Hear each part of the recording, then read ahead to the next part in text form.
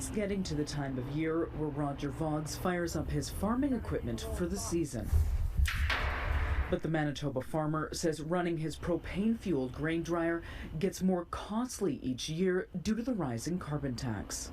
We're getting a truckload almost a day of propane, so and that pushed the propane price or the fuel price for the drying up about 20%. The federal carbon tax rose to $80 a ton this week, prompting pain at the pumps. It's just outrageous. I don't think taxing people is going to save the planet.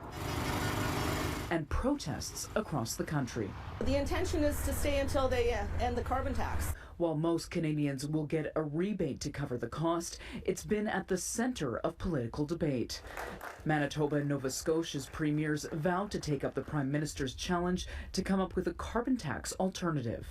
We've got a very strong case to make that Manitoba is going to hit net zero.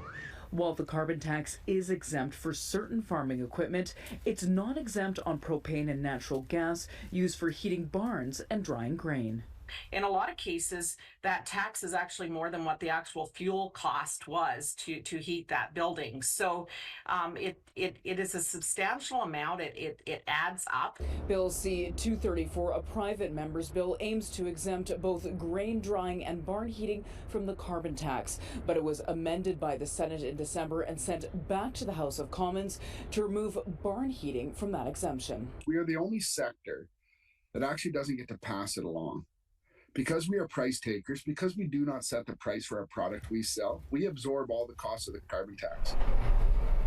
Meaning for now, farmers like Voggs will continue to feel that extra cost. I find it kind of unfair because grain farming produces tons of vegetation throughout the season. It's probably one of the biggest carbon sinks in Western Canada, and yet we're being penalized for it. Marnie Blunt, Global News, Winnipeg.